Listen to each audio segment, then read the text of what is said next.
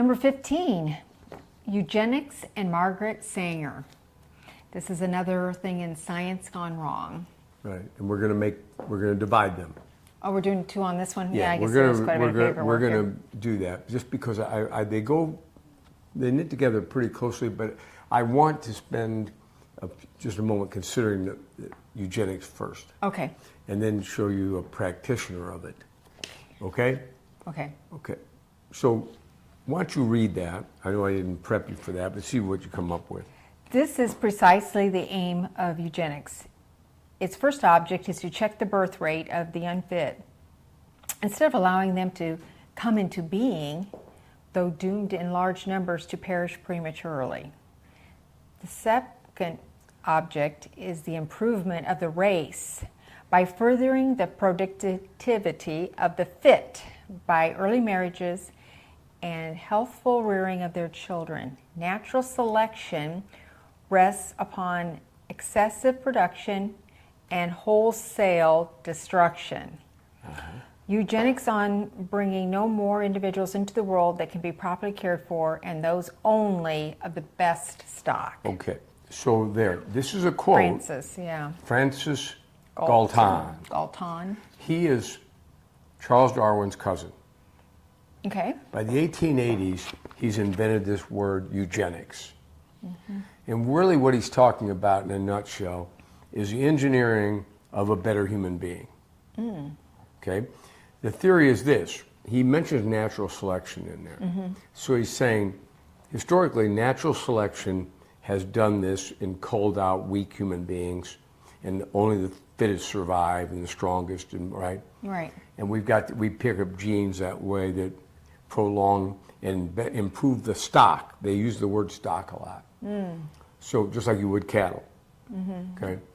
So they see the whole human race as livestock, a better, brain, all those things. But they see it and they're like, look, if it works by engineering better cotton, right, by adding something and keeping the weak plants out, and if it works that way with cattle or horses, why won't it work with human beings? Okay, so this is a natural byproduct. It happens to be Darwin's cousin, but it's a natural byproduct. If he hadn't come up with it, somebody would have. Because you're like, well, wait a minute, maybe we can speed this process up if the goal is what? Well, the idea is the goal of natural selection is to produce the best human being. Okay. Then anything that we can do to put a little wind in the sails of this ship, let's do it, right? That's really the reasoning. Now, it's immensely popular. Remember, the nation for the first time, God's getting thrown off his throne, and you can see all these people running wild, and it's, again, just like the last segment, it's always going to be the elitists. Yeah. So you'll be surprised who's in this eugenic society. So this idea, because you're a product of your times, and you have to be careful, like now, we're a product of our times. We need to be doubly careful to notice it. Right. That even we say, I'm not influenced by that, or I don't agree with them. By degree, you kind of get pulled into thinking it's something like transgender. See, if you'd have mentioned this to these guys at that point, a guy like Francis Galton would have just laughed out loud. He'd have said, what did they invent? Yeah. At the very time that he's inventing this, he would have been appalled. He'd have, like, that's still a man. Don't tell me that, Science, I'm not going to, Bill, don't waste my breath. Right. Okay, I'm not going to bother with that. Right. Okay, so you need to know that we don't agree with that. We think you're still a man too, even though you claim to be a woman. But really, we'll give it an audience a little bit, and we'll argue against it. See, he wouldn't even have bothered. He'd be like, Bill, can't we just play a game of croquet or something? That'd be a more valuable thing to me. So I want you to see how these people are. Now, he puts it right there.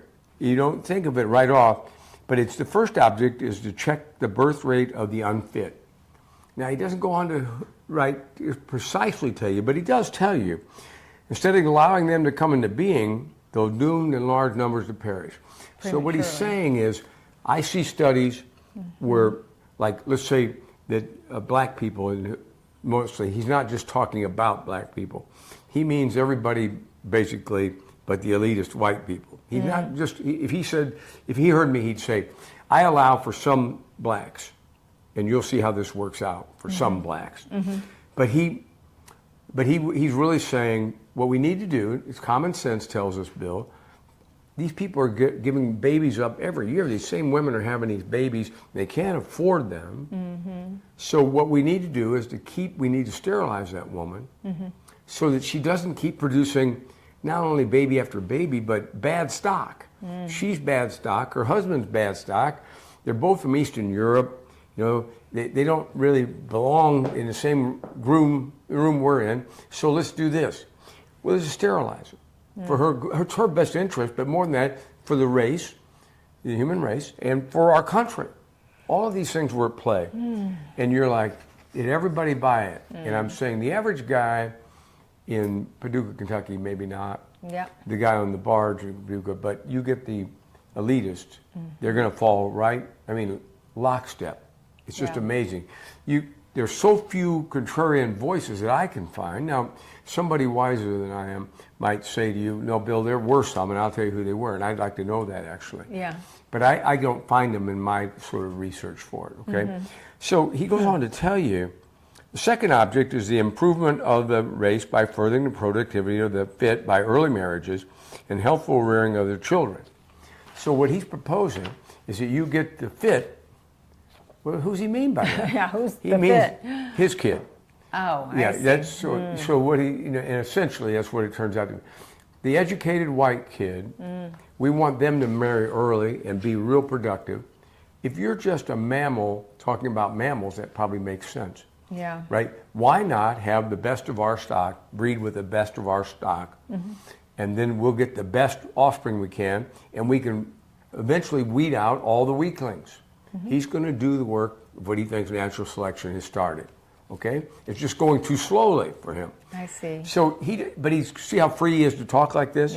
Now, I'll tell you, it infects one of the guys, and I'll bring it up when you see his name. Natural selection, he just tells you, it's where I got my idea, rests upon excessive production. You winced at this. It relies on this. Excessive production by that poor one, right? And what? And wholesale destruction. So you're like, okay, natural selection of the good people then would be wholesale production of the good people and destruction of someone else, okay? Now, eugenics, he's talking about on bringing no more individuals into the world that can be properly cared for, and those only are the best stock. So one of the things they always utilize to sell it is like, we're really doing what's best for these people anyway. They can't afford. Believe me, this is best for them. Those poor saps don't know what's best. We know how to run their life. It's kind of what you still face today. Every time the government, this is just a guy outside the government, but when you start seeing this and you realize, maybe the government doesn't really know how my child ought to be educated. Right? But they're like, Bill's too stupid to know how to educate his kid. We'll do it for him. We're really good people. Why? The arrogance is what the issue is. It's always this arrogance of saying, I know best. I know better for you what is best for you. And it's still here today in spades. It is. With the same elitist people. And now we're worried about being worldwide. You'll get the Bill Gates syndrome, as I call it, right? Where you get all of these guys who are absolutely going to engineer your food for you, and he'll decide all these things because you and I just aren't smart enough to take care of ourselves, but Bill's willing to.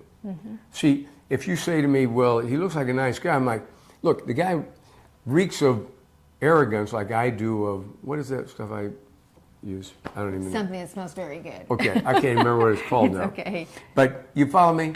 I mean, you don't have to listen to the guy. Right. He's the smartest guy in the room, he thinks. You know, where you can see that some of the other smart guys in the room are now getting mad at him. Right. But he's got a plan on how to make you fall in line, and whether you like it or not, because he's a godless person who wants what? The best for humanity, and a little applause for Bill Gates, please. Now, what'll kill Bill Gates eventually, truthfully, is when they turn on him. When his worshipers turn on him, it'll be the death of that guy. I promise you, it'll crush him. He'll be the most petulant little guy you've ever seen. Because he's got I can see the potential for petulance in that guy. Now, he's done this. Now, his cousin, I said, is Darwin, but it's not as important to me as it is to some people, it seems like. Now, I want you to know, here's what he does. Look down the next paragraph. Here's what he put out. Inquiries into the human faculty and its development. You're like, what's that mean? Exactly. These guys always, instead of giving you a title that would shine a little light on the subject, these cats are hiding it always. Always. Now, wait till you see what they do with the name of the society later. So, eugenics has so many more victims than you probably would ever think about. And you're going to, as it kind of envelops you with this whole eugenics, you'll realize, oh, I didn't think about that person is a victim of this. And what I'm saying is, you'll see it when we come to engineering like this. This again, your genes are being passed along. It's not important this story, but it's very important when Carrie Buck shows up. Oh. Okay, so look at the bottom one. Eugenics sought and seeks to check the birth rate of the unfit. The question is, who are they? Mm-hmm. And it's always the answer is the weakest members of society. If you've got a mental defect, a physical defect, you're blind, you're deaf, these fellas don't want you getting in the way. And the last thing they want is for you to reproduce. So they had a goal. By the 1920s, the goal was that they would sterilize 10% of the U.S. population. Really? 10%. Wow. So if you were living in Mississippi, your ears ought to pop up, because it looks like if you're in Mississippi especially, there's a good chance. In fact, whenever they would sterilize somebody in Mississippi or in the South, they used to call it a Mississippi appendectomy. Right? Like, people are so dumb, we're going to do this, we're going to sterilize, there'll be no children. We want no offspring from these people. Okay? The weak people. Yeah. So you start to see this and you're like, this couldn't really be true. And I'm like, true. Is it going to be racist? Oh, you bet. So what'll end up happening is stuff like, it gets swept all around the world. I don't want you to think it got contained here. We led the way, right, with our propaganda and our speech making. Other people put it into use. Like, you'll see it when I come to the Tuskegee experiment, where countries in South America are injecting prostitutes and prisoners with all kinds of things, cancer and other things, so that they can watch them die and learn from it, right? Well, because they're useless people. Remember what I told you, if you believe in determinism in genes, it means that if you're in prison for rape, your son's going to be a rapist. Best thing we can do is to make sure that rascal doesn't reproduce, right? We're going to fix you. So I'll jump ahead to say this to you. By the time Hitler picks the idea up, World War II runs its course, the Slavs and all these people are getting, just burned up, in the Jews, right? Yeah. He's doing this, Hitler, because he's a proponent of eugenics. Oh, boy. His whole thing is furthering the Aryan race, which is the stronger race to him. It's going to be Aryans with Aryans. He's just following the game plan laid out by Charles Galton. Okay. Now, when he gets defeated, and after the horrors of it, you realize, boy, this had ramifications. Yeah, this idea killed 6,000 Jews, 6 million Jews, and you're like, 6 million Jews and others? And I'm like, yeah. You're like, that's a bad idea. I'm like, yes, it has ramifications. Ideas have ramifications. And then you realize, well, what about the U.S. at that point? Up to that point, as far as I can tell, when World War II ends, we've sterilized 60,000 people. Really? Yeah. Prisoners, prostitutes, we've done a lot of damage. And you start to say, well, that put a halt to it. I said they would never have halted it, except what? Adolf Hitler overdid it. Yeah, it caught people's attention. Yeah, if he hadn't overdone it, trust me, it wouldn't have ended right there. Now, do these enlightened souls ever tell you they're wrong again? Nope. No. And the arrogance, again, of determining that I'm going to decide who's fit to reproduce and who's not. Think about that. So, it comes from this idea, Lois, you think about it, godless people, this idea that a man's soul is what's valuable about him is a purely Christian idea. Right. Right. But if you're really a mammal dealing with mammals, there's no value to that. The guy's only, right? Does he pay his own way? Do blind people pay their own way in society? No, they need help all the time. Well, then get rid of them. Awful. At least sterilize them. We can't have this stuff floating around, right? And that's what they do. So this idea swept through the colleges. And as I'm going to say in the next video, one of the people who just took it hook, line, and sinker is Margaret Sanger. Okay. And she's going to form Planned Parenthood, right? And I'll let her speak for herself because there's no more damnable person than Margaret Sanger. So at that same time, you got this book that I told you, it's Hitler's Bible, The Passing of the Great Race, most racist book ever. And it's by this guy, Madison Grant, who appeared. He was on the Bronx Zoo committee. You know, he's actually a zoologist. I think he said he was a paleontologist. He's actually a zoologist, I think. But nevertheless, he's leaving his mark on history. And you can find that thing in reprint, you know, if you want. And I've read some of it, not all of it, half of it maybe. But you got the mentally handicapped, the Jews. I mean, it's just, if they would have been allowed to continue, right, half the southern population would have been wiped out. That was kind of their goal, to be honest with you. Now, you're going to see that Margaret Sanger is going to take it one step further here and strategically place abortion clinics and covertly in black neighborhoods. Interesting. So that's what her goal is. And she does it, secretly do this. She talks about it. Okay, I'll let her say that. Now, the government, are they on board with this? Amen. Are all the elites? Sure, and the government's full of those elites, isn't it? I mean, tell you, when you saw this, what if you were a homosexual? What do you think is going to happen to you? Yeah, you'd be on the list. You'd be on the list, okay? That's Hitler wiped them out right away. The other people would at least make sure that you're not going to be running around very long here. They found it. They decided, the people who had no morals decided that was immoral. I see. Okay? Now, what do we do with our guys from the Traveling Medicine Show? Do you think they're dumb enough to comment on eugenics much? Well, you would think they would keep their mouth shut on that one. You'd think they'd keep their mouth shut. For popularity, which is they're after. And because public opinion, not going to go. But I said to you, the one guy who can't keep his mouth shut is going to be Dawkins. And luckily for us, he's still alive. So here he gets himself in trouble with this. It's one thing to deplore eugenics on ideological, political, or moral grounds. See, he's going to start you off, but he's going to give you the zinger here. It's quite another to conclude that it wouldn't work in practice.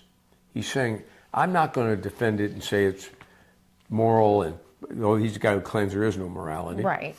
You watch, all these things he's supposedly neutral about, he never is. Right. But he's saying, look, it would work in practice. Of course it would work. It works for cows, horses, pigs, dogs, and roses. Why on earth wouldn't it work for humans? And then he has to cap it off because he's Richard Dawkins. Facts ignore ideology. You can be against these things, but the facts are it works. Therefore, now he's dumb enough to go home and tell that wife of his what a good day he had, bad day. They turned on him.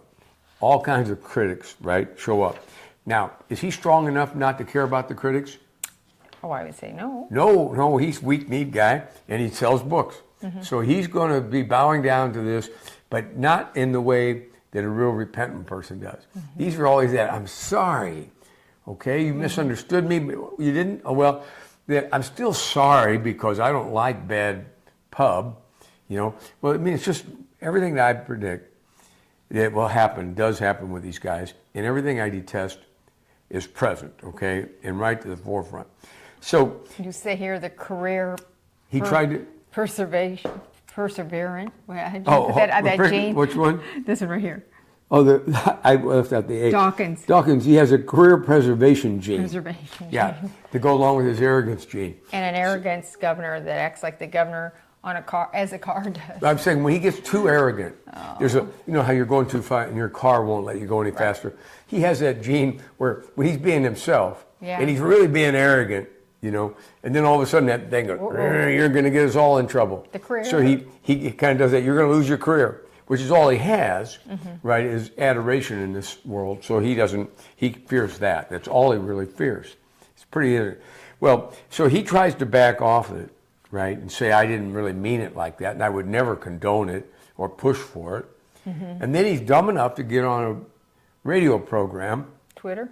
Or just Twitter it was, yeah. And he gets on Twitter and he starts this conversation with the guy. Questioner writes to him on Twitter and says, I don't know what I would do if I were pregnant with a kid with Down syndrome. It's a real ethical dilemma. Here's Dawkins. Abort it. Try again. It would be immoral to bring it into the world if you had the choice. Immoral to bring it. He could have talked about the guy with no morality now tells you it's immoral to bring it into the world. It's immoral. It's sinful to bring this into the world. Now, here's this guy, Iden, comes in and he says, 994 human beings with Down syndrome deliberately killed before birth in England and Wales in 2012. And the guy says, is that civilized? Right? Some guy responding on Twitter. Dawkins, yes, it's very civilized. They are fetuses diagnosed before they even have human feelings. So if Sam Harris was tuned into that, he'd be calling them, stop with this stuff. But that's the stuff that he got in trouble for again, so he tried to back off of it, right? And can you imagine all the families who have Down syndrome children that they love? And they're listening to this moron talk like this. Now, again, I always can't help it. I have to underline, this is an atheist who claims he has no absolute morals, is giving you his absolute view of how this works. Right? It's immoral. Okay? He's just a hypocrite. They're always hypocrites. And really, in the end, as I underlined there, maybe I didn't in your copy, he's a snake oil salesman who's just pompous about what he's selling. Right. And if he doesn't get any critics for a while, he just grows more and more pompous. Okay? Now, here's what it today. If you run into this, it's the Society for Biodemography and Social Biology. So again, when you drive up to that building, you're not supposed to know what the heck they're selling in that camp. No, Society for... No, so they hide their identity really, but it's Eugenics Society in its new iteration. Wow. Okay? Now, here's some of the people, and I want you to think about historic names here. Winston Churchill. Really? Yeah. He's big on eugenics. That tells you how you got to be careful. Yeah. To me, he's a good man, and a great man in some ways. But when you're part of that and you're going to cocktail parties with those elites and they're feeding you this business and you haven't had a chance to really see the ramifications of it, you jump on board because everybody who's really anybody is jumping on board. Yeah. And you may live to regret it once in a while. W.E.B. Du Bois, do you know who that is? He's a great leader of black education. He comes up with this thing because he's worried about this, and he sees the value in eugenics, but so he puts this spin on it. He comes up with the talented 10th. So what he says, the best way, and I just read it this morning again to make sure I was right about this, he writes a giant essay about it, and really his argument is black people in America at this point in the 20s are in such desperate condition that we're not going to get a bottoms-up movement. In other words, he wants them to get educated, but it's not going to happen fast enough. Okay? This is his spin on it. I am looking for the education of the masses down the road. But right now, we need immediate action. What we have to do is not let the lower class people reproduce so much, and we must ask the talented 10th, the best 10th who are going to Cornell and to universities. The problem is, at the same time, I looked up how many people, college-educated black people were there then, and what were they doing? Well, if you fish around for that, what do you think the most of college-educated black people by 1920, what do you think the chief occupation was if you were black and highly educated? Doctors? No. What? Pastors. Pastors, of course. So now, see, so this is what happens. So he wasn't keeping them in view, I don't think. He's talking about the doctor. Yeah. So he wanted what Galton wanted, the top 10%, right, of black people to mate with black people and to produce better black people. That's W.E.B. Du Bois. We got a school in this town named after him. I didn't know that. Yeah, I that's know who Du he Bois, is. but I didn't know that and was yet, the if you story. read his whole thing, I think he's a good man. And he claims to be God-fearing, and he gives you some reason to think that. But he's confused on this issue. He sure is. And he's just convinced that this idea in a limited capacity works, but he's not smart enough to see that it never has a limit on it once you start it. do it in Bad the ideologies, you think, well, we can let them get this much ground. Every time Christians let something get this much ground, pretty soon it swamps you. Just what we've done now with whether it's all the, what we were going to make, okay, we're not going to cry out loud when homosexuals take over getting married. What, I mean, Bill's mad about it, but what the heck? Now what happens? Are they ever satisfied with that? Not only will they insist they have that right, they'll insist that you call it good, and pretty soon, I promise you, they'll tell you it's better than the original idea that God had. And you have, all because you let this little thing get started downhill and it gathered steam, and you were too dumb historically to figure out it's going to keep rolling downhill and gain weight, okay?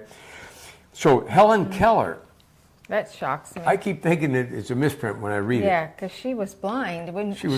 She had everything wrong with her. She would have been the candidate for being exterminated. So whatever her thinking was on this, I have no idea. And I haven't seen one. I tried to find an article where she was commenting on it. Yeah. I can't find any. If I hadn't seen this by 3 different sources, right, I would never have included her name. In fact, the truth is, I still didn't want to. Yeah, I just thought I'm not going to, because I kind of, I've seen her interviewed, and I liked her nature, and I admired her courage, and I thought, I'm not going to do this. And then I did it anyway, because I just thought, you got to be honest. Just all it really should tell you is how confused these people were, who weren't at the heart of the movement, but who had friends. She had friends in high places, and they had an influence on her. Right, or maybe she just didn't want to be the one put under. No, she was way past that. Okay. So she's promoting the best 10th, doing this and doing all these things for the best of the race. And I'm saying to you, if I had her for a half hour, I'd say to her, think this through again. Yeah, think it through. And she'd be right out the door with that. I'm convinced she's a better woman. Margaret Sanger, nobody's in a brighter cheerleader's outfit than this woman. Yep. And she's just one of the most dastardly people. I mean, honestly, she's the one woman where you'd like to choke her in history. There's some wicked women that you just are puzzled by, but this woman, when you see what she does, it's hard not to be enraged. Theodore Roosevelt, see? Well, he's being president right then. And John Maynard Keynes, I just threw him in because I kind of like John Maynard Keynes and a couple of things he said. But he's famous, right, for what? Well, he's monetary policy, and he's really the chief economist in anybody's mind probably on the planet at the time. And yet somehow, by having friends who were in those high places, see, it got him in trouble. And I just want you to think about, when did all of these things change? Well, when it comes to the Carrie Buck story, I'll tell you that California was, I think they sterilized the last of the prisoners they sterilized in 1972. Wow. So once it starts, and behind walls, it doesn't really end, okay? And when you see that, you want to get in your mind, I'm actually thankful that Dawkins spoke up, because otherwise I wouldn't be able to say this is what they think.